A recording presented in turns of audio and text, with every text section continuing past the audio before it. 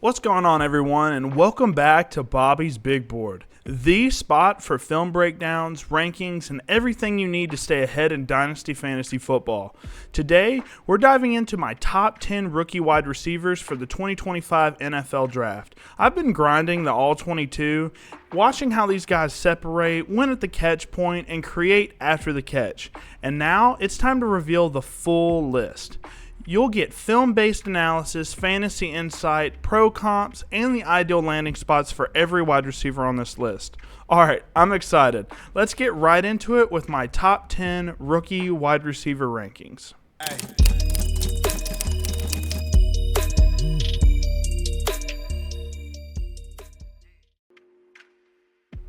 Starting it off at number 10 on my rookie wide receiver rankings, we've got Ellom out of Stanford.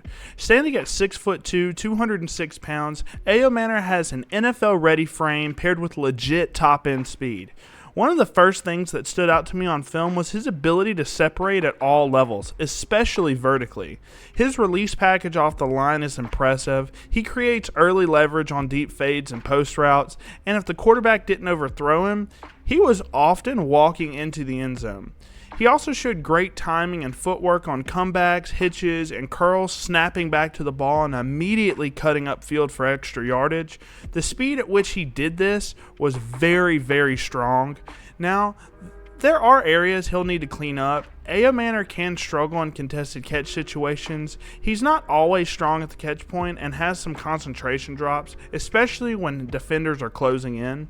His yak ability is also fairly average. He didn't show the ability to consistently make defenders miss in space, so most of his value will come from his route running, separation, and vertical ability, not open field elusiveness. What's really interesting about Manor is he is coming out as a sophomore, which isn't common, but makes sense when you look at his breakout season. As a true freshman, he posted over 1,000 yards and 6 touchdowns. In 2024, though, his production dipped a bit, but that had way more to do with the situation than the player. Stanford's quarterback play was rough, tons of overthrows, late reads, and bad ball placement. Plus, it's a heavy run scheme already, and that didn't prioritize him getting the ball at all. As for a pro comp, Rashad Bateman is the name that comes to mind. They both win with clean releases, deep separation, and fluid movement. Bateman dealt with some of the same inconsistencies considering his catch and traffic ability, but we've seen him start to put things together with a bit of a resurgence in Baltimore. I think Manor has a similar ceiling if he lands in the right spot and continues to develop his consistency. He's currently projected as a second-round pick, and I'd love to see him land with a team that has a reliable quarterback who can maximize his strengths. Kansas City, Dallas, or the Chargers come to mind. I think he fits best as an X receiver, but he's got enough polish to play the Z in the right system.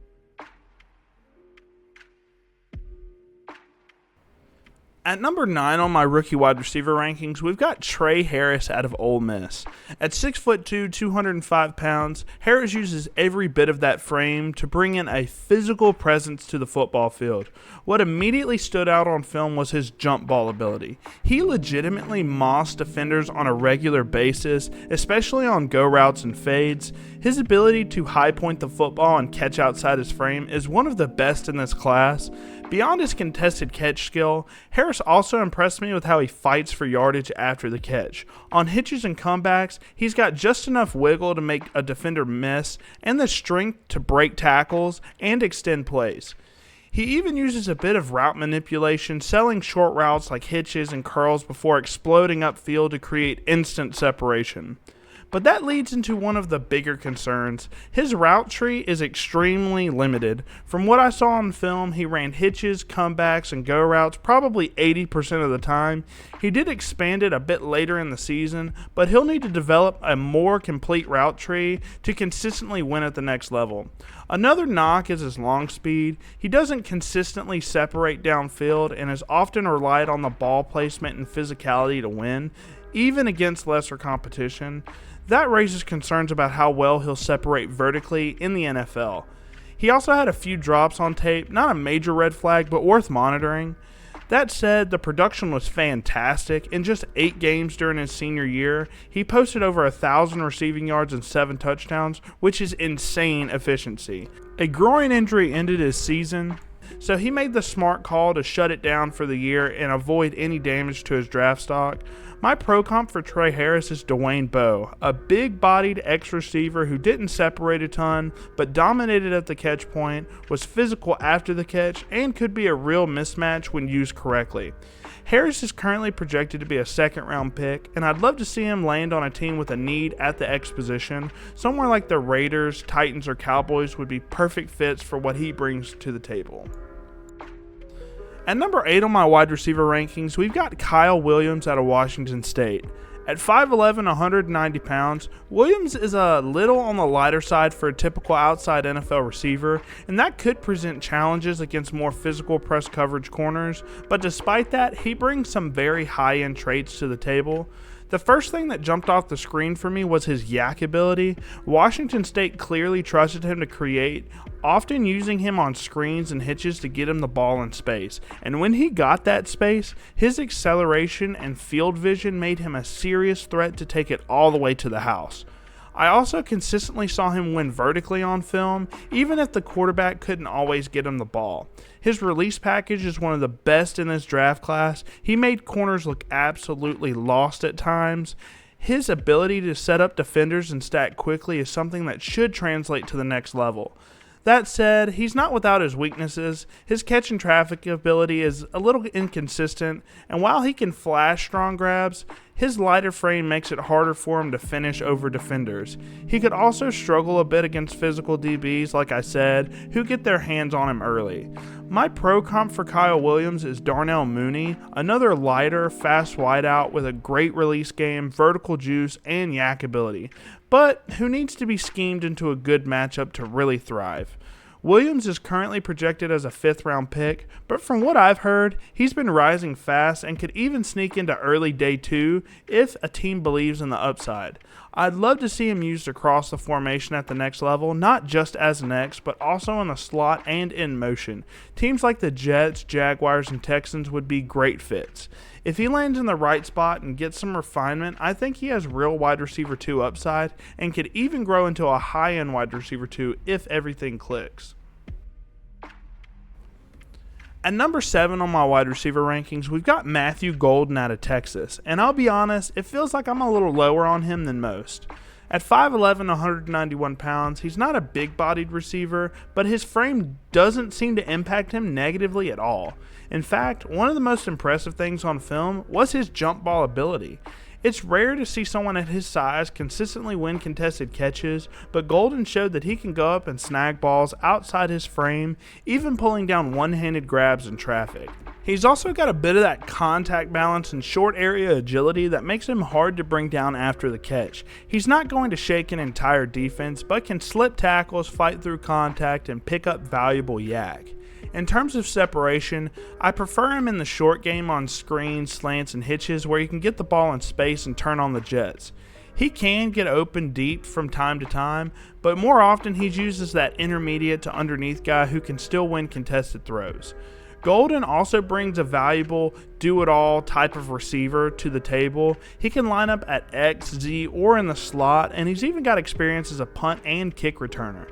Add to that the fact that he has strong hands. I didn't see many drops on tape, and you're looking at a really dependable piece for an NFL offense. Now, one thing I do have to point out is the production profile. While he had a solid season this year, just under 1,000 yards and 9 touchdowns, that was across 16 games. It's decent, but not dominant. And during his 2 years at Houston before transferring to Texas, he had limited yardage production. Even though he found the end zone a decent amount, that plays a factor in my ranking. He ran a 4.29 at the combine, which is blazing, but I'll be honest, I don't think that speed fully shows up on tape. He's fast, no doubt, but he's not a Tyreek Hill level burner. That said, he is a high effort player, and you can tell he plays with a chip on his shoulder on every rep. My pro comp for Golden is Curtis Samuel, a guy who can line up anywhere, make defenders miss in space, contribute on special teams, and be a really effective wide receiver too in the right scheme. He's currently projected to be a first round pick, which definitely impacts how I view him for fantasy. That kind of draft capital tells me he'll be used early on as a rookie, and if he lands in a creative offense like the Packers, Texans, or Bills, I think he has a real chance to carve out an immediate role and eventually develop into a high-end wide receiver too. At number 6 on my rookie wide receiver rankings, we've got Tez Johnson, the dynamic playmaker out of Oregon. At just 5'10", 154 pounds, Tez would be one of, if not the lightest wide receiver we've ever seen in the NFL. And yeah, that's going to raise some concerns, not just for fantasy, but for real-life draft stock. However, in today's league with guys like Tank Dell and Devonta Smith proving that lighter receivers can succeed, there's a clear path for a guy like Tez, especially when you're as electric as he is. On film, Tez Johnson was easily the most shifty receiver I watched in this entire class. He's got a deep bag of creative moves to make defenders miss in space, whether that's on punt returns, screens, or quick outs. His short area quickness, instant acceleration, and ability to stop on a dime are truly elite. When it comes to separation, he's near the top of this class. Against man coverage, he consistently roasted corners, winning deep and on intermediate routes like digs, outs, and slants. Against zone, he does a fantastic job of finding the soft spots and settling in. He's just constantly open on tape. He also flashed the ability to make acrobatic catches away from his frame, and despite his light frame, he showed surprising contact balance on glancing tackles. What really stood out is that he never missed a game at Oregon, and he took some big hits but kept popping right back up. He's tougher than what his frame suggests. Now, let's talk 40 time. He ran a 4.51 at the combine, which definitely raised some eyebrows, but he looks way faster on film. I honestly thought he was going to run in the low 4.3s. The good news is he tested exceptionally well in agility drills, which matches what you see on tape: quick feet, sharp cuts, and clean breaks. That said, he's not without his limitations. He's going to struggle against press coverage, so he'll need to be schemed into motion, similarly to how Xavier Worthy is used in Kansas City. I also believe most teams will use him exclusively in the slot and as a punt/kick returner, which could limit his immediate fantasy impact depending on a landing spot and volume. My pro comp for Tez Johnson is Tank Dell. They're nearly identical in size and both win with suddenness, elite route running, and yak creativity, although I do think Tez Johnson is faster. I'll also say I see shades of Kadarius Toney and how Tez moves in space, but without the drop concerns and off-the-field issues. Tez is a weapon, and if used right, he's going to be a problem on Sundays.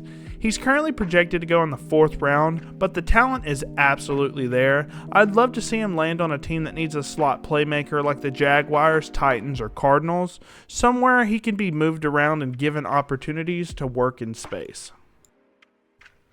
At number 5 on my rookie wide receiver list, we've got Jack Besh out of TCU, one of the most physical wide receivers in this entire class. At 6'2", 214 pounds, Besh brings a big, powerful frame to the table, and he uses it really well, snatching balls out of the air on jump balls and consistently winning at the catch point. He's an excellent separator, especially on post and corner routes, and that's largely thanks to his clean release packages, which is one of the better ones in this class. When he doesn't separate, he's still a threat. His contested catch ability makes him a safe, quarterback-friendly target and a chain mover. He also brings some juice after the catch on hitches and comebacks. He can turn upfield quickly, break through arm tackles with physicality, and fight for that extra yardage. He's also got a surprisingly strong stiff arm too. Besh also showed out with a 4.4 140 time, and that vertical speed shows up on film. Very impressive at his size. Now, in terms of limitations, there are a few worth noting. His agility is fairly average. He can throw in a juke or bounce off a tackle, but he's not going to consistently make defenders miss in space. He also had limited production outside of his senior year. At LSU, he played more of a hybrid wide receiver tight end role and wasn't featured much, which led to his transfer at TCU. My realistic pro comp for Jack Besh is Michael Gallup. They share similar size, play style, and ability to win on vertical routes, sideline throws, and physical catches in tight windows. If things really click at the next level, which I think they might, I also see shades of Jordy Nelson in this game. The reliable hands, deep ball tracking, and smooth route running are all there on tape. Besh is currently projected to be a second-round pick, and I'd love to see him land with a team in need of a physical, reliable X receiver. Teams like the Chiefs, Titans, or Cowboys would all be perfect landing spots. And if you caught a Senior Bowl performance, that wasn't a one-time flash. He brings the same energy and playmaking ability consistently on film. At number 4 on my rookie wide receiver rankings, I got Ameer Ibuka, the route technician out of Ohio State. At 6'1", 202 pounds, Ibuka brings a refined game with a masterful understanding of the route tree and a high level of football IQ. On film, his ability to separate was consistent, especially on shorter routes like outs and hitches, where he routinely found space in zone coverage. His feel for spacing and timing is high level, and when he gets daylight in open field, his long speed is actually better than expected. It shows up in stride. He's not a burner off the line, but he builds speed well and can pull away. Ibuka also impressed me with his catch and traffic ability. He's willing to go over the middle and fight through contact to secure the catch. His hands are generally reliable outside of a few drops I caught on film, but nothing that raised a major red flag. What makes him special is his release package. He uses subtle fakes, head nods, and footwork to create crazy separation, especially on corner routes and fades. My pro comp for Ameer Ibuka is Jackson Smith-Njigba. Both are refined route runners who win with technique and IQ. I see Ibuka playing primarily out of the slot, but with the versatility to work as a Z as well. And in the right system, I think he has the potential to be a PPR stud at the next level. As far as limitations, the yak ability isn't elite. He doesn't break many tackles and doesn't consistently make defenders miss in space. He's more of a catch and go guy rather than someone who creates chaos after the catch. He's currently projected to be a first-round pick, and I'd love to see him land in an offense that needs a polished slot technician. Teams like the Raiders, Panthers, or Saints would be excellent fits for his skill set. At number 3 on my rookie wide receiver rankings, I've got Jaylen Royals, the yak monster out at Utah State. At 6', 205 pounds, Royals is a guy who really flew under the radar until this past season when he exploded with one of the most productive stretches in the country. In just 7 games, he went for over 800 receiving yards and 6 touchdowns. Insane production. Unfortunately, a foot injury ended his season early, but he was on pace for a ridiculous year and really started catching the eyes of scouts and analysts. Royals brings legit speed, he can burn corners on vertical routes, but his most dangerous trait is what he does after the catch. He has elite burst and yak ability, and once the ball is in his hands, he becomes a big play threat.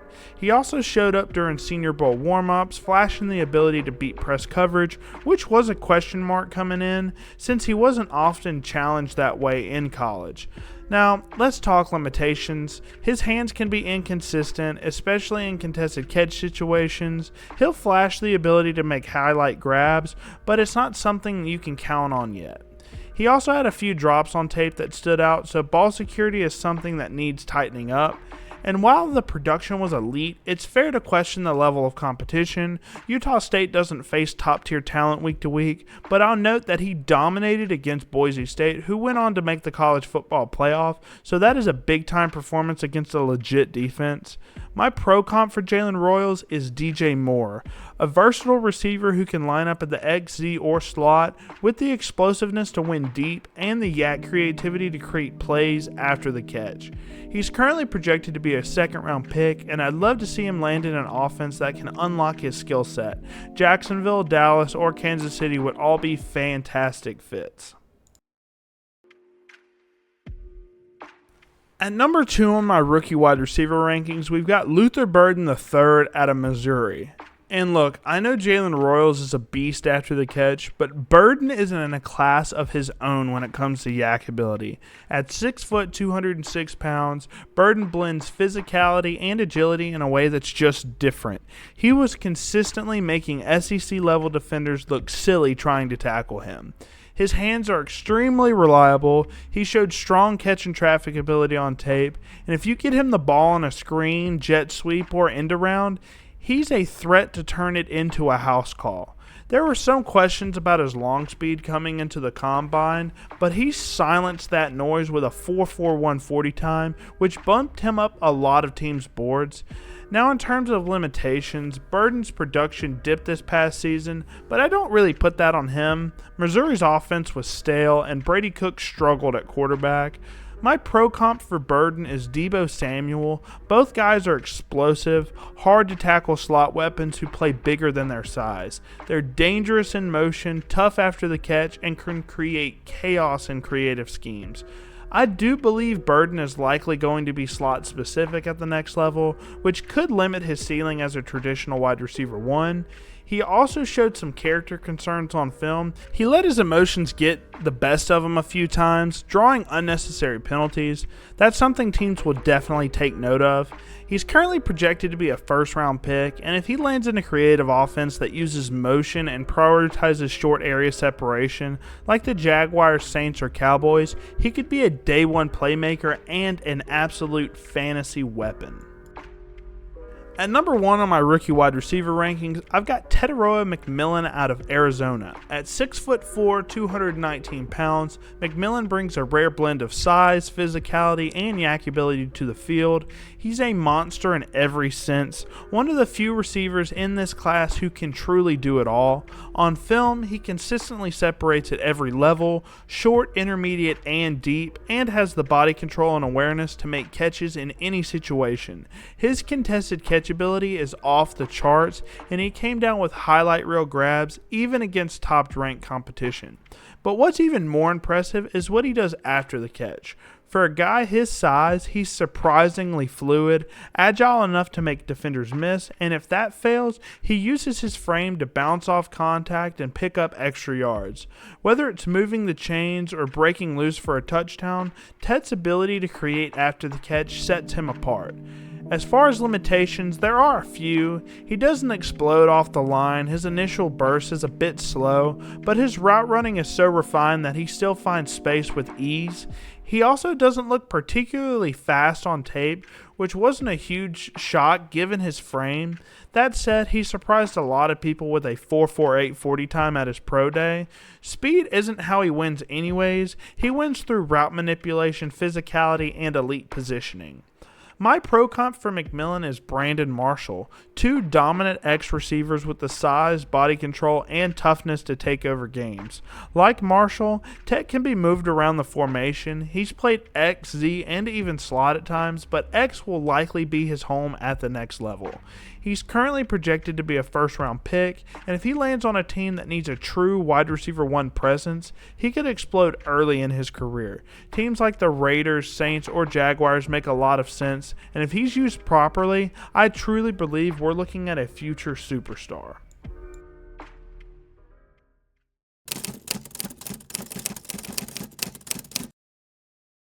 All right. Before we wrap this thing up, there's one more name that has to be talked about, a true wild card in this class, but if used the right way, he might just be the best receiver in this entire 2025 draft. I'm talking about Travis Hunter out of Colorado. Now, let's be clear, Hunter is a true edge case. He's made it known that he plans to play both ways at the next level, and if a team won't let him, he doesn't want to play at all. That level of uncertainty makes it hard to rank him strictly as a wide receiver, but if he plays offense consistently, he's my wide receiver 1, period. At 6 foot, 188 pounds, Travis Hunter brings an elite athletic profile and some of the cleanest movement skills in the entire class. But what separates him are his ball skills. No exaggeration, he has the best ball skills I've ever seen on tape. His tracking, body control, and ability to high point the football are elite, and it's no surprise considering he's also a lockdown corner. As a receiver, he's twitchy, slippery, and incredibly fluid. He gets open with craft and feel, and once the ball is in the air, it's basically his. My pro comp for Travis Hunter is Garrett Wilson. They both have that natural separation ability, the ability to snap off routes, and the vertical tracking ability that makes them a QB-friendly target at all three levels of the field. Now, in terms of limitations, the obvious one is how much he's actually going to be used on an NFL offense. If he ends up being more of a gadget or a part-time player, you're probably not getting that elite wide receiver production that you're hoping for, at least not right away. Also, landing spot matters a ton. If he goes to a place like the Cleveland Browns, who already have 2 or 3 solidified pass catchers, I'd be a little more out on him. But if he lands with a team that gives him volume and builds the scheme around him, he's a game changer. Travis Hunter is currently projected to be an early first-round pick, and I'd be shocked if he falls past number 6 overall at the Raiders. And speaking of the Raiders, I think the Raiders, Patriots, and Giants all need help at wide receiver, and those 3 landing spots could give him the offensive workload that he deserves. Again, I'll say it one more time. If he's playing offense anywhere near full-time, he is the best wide receiver in this class, no question.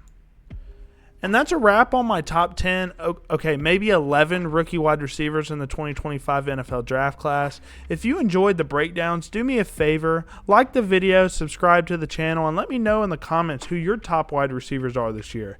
And hey, if you want to talk ball 24/7 with other dynasty heads and draft junkies, come join the Bobby's Big Board Discord. It's free and the link's in the description.